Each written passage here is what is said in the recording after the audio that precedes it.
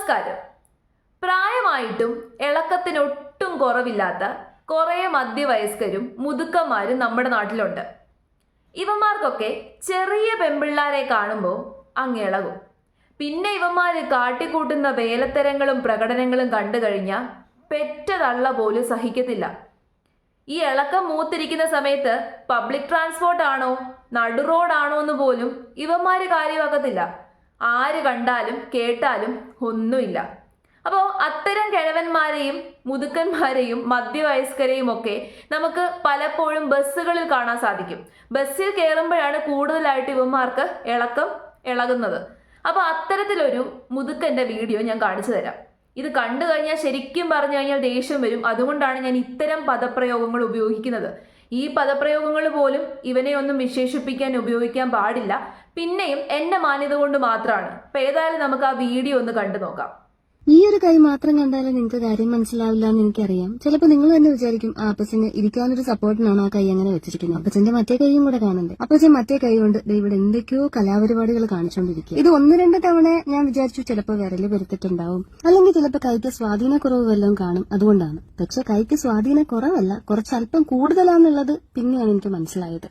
Sign ലാംഗ്വേജിൽ അപ്പച്ചൻ എന്തോ നമ്മുടെ അടുത്ത് പറയാനുണ്ട് കാര്യമായിട്ട്. ഈ വണ്ടി നേരെ പോലീസ് സ്റ്റേഷനിലോട്ട് വിടാൻ പറയണമെന്നും അല്ലെങ്കിൽ എണീറ്റ് അപ്പച്ചന്റെ കൊടുക്കണമെന്നൊക്കെ എനിക്ക് നല്ല ആഗ്രഹമുണ്ട്. അങ്ങനെ ഇപ്പൊ എന്റെ ചെലവില് ഇങ്ങനെ 2 ആഴ്ചത്തെ മട്ടൻ കറി അവിടെ പോയി കഴിക്കണ്ട. കൊല്ലത്തെ മാതാവിന്റെ കുരിശടി എത്തിയപ്പോഴത്തേക്ക് ഈ കൈയും കൊണ്ട് കുരിശ് വരയ്ക്കാൻ കാണിച്ച മനസ്സുണ്ടല്ലോ, അഭിനയ സിംഹം.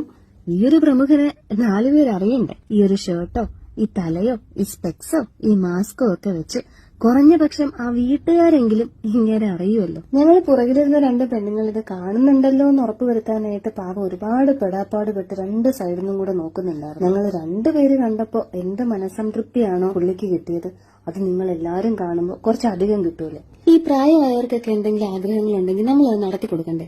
അപ്പൊ ഷെയർ ചെയ്തോളൂ കേട്ടോ. നല്ല എക്സ്പീരിയൻസ് അവന്.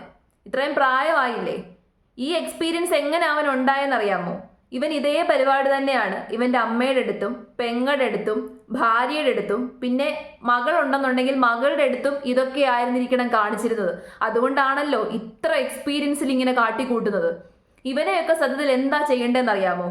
ആ പെങ്കൊച്ചു പറഞ്ഞത് ശരിയാണ്. ജയിലിൽ പിടിച്ചിട്ടൊന്നും ഒരു കാര്യവുമില്ല, പരാതി കൊടുത്തിട്ടൊന്നും ഒരു കാര്യവുമില്ല. ഇപ്പൊ നേരെ ആ പെങ്കൊച്ച് അവിടെ എഴുന്നേറ്റ് നിന്ന് ബഹളം വെച്ച് വഴക്കുണ്ടാക്കി അവനെതിരെ എന്തെങ്കിലും പറഞ്ഞെന്ന് വിചാരിച്ചോ? ഈ തെളിവുണ്ടെന്നുണ്ടെങ്കിലും ആൾക്കാർ പറയും പ്രായമായ മനുഷ്യനെ വെറുതെ കുറ്റപ്പെടുത്തുന്നു, പ്രായമായ മനുഷ്യനെ നാണം കെടുത്തുന്നു, അയാൾ ഒന്നും ചെയ്തതായിരിക്കത്തില്ല, അയാൾ വെറുതെ കൈവച്ചതായിരിക്കും എന്ന് പറഞ്ഞ് ന്യായീകരിക്കാൻ ഒരുപാട് ആൾക്കാരുണ്ട്. ഇനി ഈ ബസ് നേരെ പോലീസ് സ്റ്റേഷനിലേക്ക് വിട്ടെന്ന് വിചാരിക്കാം. പോലീസുകാർ പിടിച്ചിട്ട് എന്തോ ചെയ്യാന്?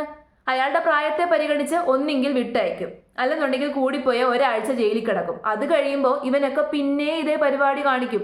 ഇതൊന്നുമല്ല ചെയ്യേണ്ടത്.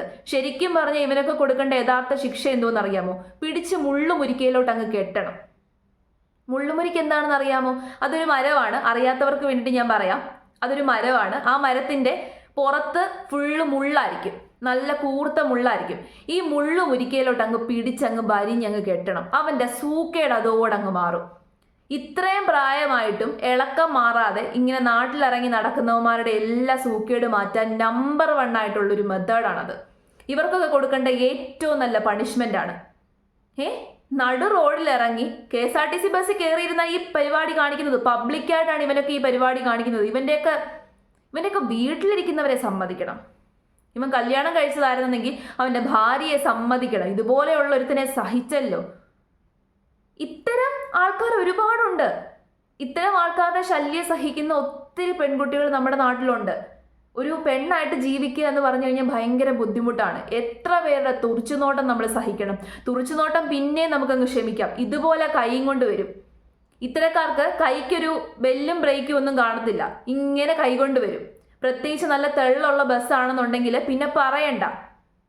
നമ്മൾ എത്ര മാക്സിമം ഒതുങ്ങി നിന്ന് കഴിഞ്ഞാൽ ഇങ്ങോട്ട് വരും. നോക്ക്, ആ പെങ്കൊച്ചിന്റെ അടുത്തേക്ക് കൊണ്ടുപോവാണ് ആ കൈ. പെങ്കൊച്ചിന്റെ കാലിന്റെ അടുത്തേക്ക് കൊണ്ടുപോവുകയാണ് ആ കൈ. അവന്റെ അഹങ്കാരം ഒന്ന് ആലോചിച്ച് നോക്കിക്കേ. അവന്റെ ധൈര്യം, അതാണ് പറയേണ്ടത്. അവന്റെ ധൈര്യം. ഇത്രയും ആൾക്കാർ കാണുന്ന ഒരു ബസ്സാണ്. ആര് വേണമെന്നുണ്ടെങ്കിൽ അത് കാണാം. എന്നിട്ടും അവൻ ഇങ്ങനെ കാണിച്ചു കൂട്ടണമെന്നുണ്ടെങ്കിൽ അവന്റെ ധൈര്യം. ഇവൻ പലതവണ ഇങ്ങനത്തെ പരിപാടി കാണിച്ചിട്ടുണ്ടാകാം. പലതവണ കാണിച്ചപ്പോഴും പലരും പ്രതികരിച്ചിട്ടുണ്ടാവത്തില്ല. ഇതാണ് വിഷയം. മിക്ക പെൺകുട്ടികളോട് എനിക്ക് പറയാനുള്ളത്, ഇത്തരം സാഹചര്യത്തിലൂടെ കടന്നു പോകുമ്പോൾ ചിലപ്പോൾ ഒരുപക്ഷെ നമ്മളെ ആരും സഹായിക്കണമെന്നില്ല, പക്ഷെ പ്രതികരിക്കുക. ഇവനൊക്കെ നല്ല തിരിച്ചടി കൊടുക്കണം, എങ്കിൽ മാത്രമേ ഇവനൊക്കെ പഠിക്കത്തുള്ളൂ. ഇത്തരത്തിൽ സഹിക്കുന്ന ഒത്തിരി പെൺകുട്ടികളുണ്ട് നമ്മുടെ നാട്ടില്. അതാണ് ഞാൻ ആദ്യമേ പറഞ്ഞത്, പെണ്ണായിട്ട് ജീവിക്കുക എന്ന് പറഞ്ഞു കഴിഞ്ഞാൽ കുറച്ച് ബുദ്ധിമുട്ടാണ്. ആരുടെയൊക്കെ തോണ്ടല് സഹിക്കണം, ആരുടെയൊക്കെ തുറിച്ചുനോട്ടം സഹിക്കണം. തള്ളി തള്ളി ഇങ്ങി വരും, നമ്മുടെ അടുത്തേക്ക് കയറി ഇങ്ങി വരും. നമ്മളെ തൊടുമ്പോൾ തന്നെ അവന്മാർക്ക് അങ്ങ് സുഖമാണ്, അവന്മാരുടെ ഇളക്കം കുറച്ചൊക്കെ അങ്ങ് നിൽക്കും. ഇങ്ങനെ ഇളകി കിടക്കുന്ന കുറെ വർഗങ്ങൾ നമ്മുടെ നാട്ടിലേ കാണത്തുള്ളൂ കേട്ടോ. ഇങ്ങനെ വേറെ രാജ്യത്തൊന്നും ഇത്രയ്ക്കൊന്നും ഇല്ലെന്ന് തോന്നുന്നു. ഇല്ല, വേറെ രാജ്യത്തൊന്നും കാണാനേ സാധിക്കത്തില്ല. നമ്മുടെ നാട്ടിലുള്ള ചില അമ്മാവന്മാർക്കും അപ്പൂപ്പന്മാർക്കും കിളവന്മാർക്കും മുതുക്കന്മാർക്കുമാണ് ഇത്തരം സൂക്കേട് കൂടിയിരിക്കുന്നത്. പിന്നെ യങ്സ്റ്റേഴ്സ് പിന്നെ ഡയറക്റ്റ് ആയിട്ടേ ഉള്ളൂ. ഇപ്പോഴത്തെ യങ്സ്റ്റേഴ്സ് ഇൻഡയറക്റ്റ് ആയിട്ടൊന്നുമില്ല, ഡയറക്റ്റ് ആയിട്ടേ ഉള്ളൂ. അതുകൊണ്ട് ഇത്ര വലിയ പ്രശ്നം യങ്സ്റ്റേഴ്സിന്റെ ഭാഗത്തു നിന്ന് സ്ത്രീകൾ അനുഭവിക്കുന്നില്ല. പക്ഷെ ഇത്തരം അമ്മാവന്മാരുടെ ഭാഗത്തു നിന്നാണ്. ഒരിക്കലും ഇരിക്കാൻ പറ്റത്തില്ല, അടുത്തൊന്നും പോയി ഇരുന്ന് കളയരുത്. നോക്കി ഗർഭം ഉണ്ടാക്കുന്ന മുതലുകളാണ്. നമ്മൾ വിചാരിക്കും ഒരു പ്രായമായ മനുഷ്യനാണല്ലോ എന്ന് വിചാരിച്ച് നമ്മൾ ചിലപ്പോൾ അയാളുടെ അടുത്ത് സീറ്റ് ഉണ്ടെന്നുണ്ടെങ്കിൽ അടുത്ത് പോയിരിക്കും. അയ്യോ, ഇരുന്ന് കളയല്ലേ. ഇപ്പം എല്ലാവരും എന്നോട് ചോദിക്കുവേ, ഒരാൾ ചെയ്ത തെറ്റിന് എല്ലാവരെയും എന്തിനാണ് പറയുന്നത്? സത്യം പറഞ്ഞു കഴിഞ്ഞാൽ 80% ഇങ്ങനെയാണ്. അതാണ് സത്യം.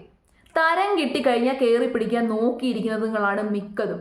ഞാനൊരു സ്ത്രീയാണ്, ഞാൻ ഇതുപോലുള്ള ഒരുപാട് സന്ദർഭത്തിലൂടെ കടന്നു പോയിട്ടുള്ളതാണ്. പബ്ലിക് ട്രാൻസ്പോർട്ടിലൊക്കെ യാത്ര ചെയ്തിട്ടുള്ളതാണ്. കുഞ്ഞിലേ മുതലേ നമുക്കറിയാമല്ലോ എങ്ങനെയാണ് ഈ ഒരു ലോകം പ്രവർത്തിക്കുന്നത് എന്ന്. പ്രത്യേകിച്ച് ഒരു സ്ത്രീയുടെ അടുത്ത് എങ്ങനെയാണ് ഒരു ലോകം പ്രവർത്തിക്കുന്നത് എന്നുള്ളത് നമുക്കറിയാം. 100-ൽ 60 ആൾക്കാരും ഇങ്ങനെയാണ്. ഒറ്റയ്ക്കൊരു സ്ത്രീയെ കിട്ടിക്കഴിഞ്ഞാൽ അവരെന്താണ് ചെയ്യുന്നതെന്നും പറയാൻ പറ്റത്തില്ല. ബാക്കിയുള്ളവരുടെ കാര്യം ഞാൻ പറയുന്നില്ല. നല്ലവരുണ്ടായിരിക്കാം, പക്ഷെ ചീത്തയായിട്ടുള്ളവരാണ് കൂടുതലും.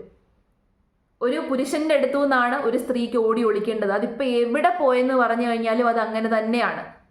ശരിക്കും പറഞ്ഞു കഴിഞ്ഞാൽ ഓരോ ആണുങ്ങൾ പറയുന്നത് കേൾക്കാം, സ്ത്രീകൾ അങ്ങനെ നടക്കരുത്, സ്ത്രീകൾ ഇങ്ങനെ നടക്കരുത്. ശരിക്കും ആരെ പേടിച്ചിട്ടാണ് ഈ പുരുഷന്മാരൊക്കെ ഇങ്ങനെ പറയുന്നത്? ഒരു പുരുഷനെ പേടിച്ചിട്ടാണ് ഒരു പുരുഷൻ തന്നെ അവൻ്റെ പെങ്ങളോടോ അമ്മയോടോ സഹോദരിയോടോ ഒക്കെ തന്നെ ഇങ്ങനെ പറയുന്നത്. ഏതെങ്കിലും ഒരു പുരുഷൻ തൻ്റെ ഭാര്യയോടോ സഹോദരിയോടോ പറയുക, ഇങ്ങനെ വസ്ത്രം ധരിക്കരുത്, അവിടെ പോവരുത്, ഇവിടെ പോവരുത്. ആരെ പേടിച്ചിട്ട് അങ്ങനെ പറയുന്നത്? അവൻ്റെ തന്നെ വർഗത്തിൽപ്പെട്ട ഒരു വ്യക്തിയെ പേടിച്ചിട്ടായിരിക്കും അവൻ പറയുന്നത്. എന്നാൽ ഈ ആണുങ്ങൾ സ്വയം നിയന്ത്രിക്കാൻ തയ്യാറാണോ? അല്ല. അവർക്ക് സ്വയം നിയന്ത്രിക്കാനും പറ്റത്തില്ല, പക്ഷെ അതിനു പകരം പെണ്ണിനെ നിയന്ത്രിക്കും.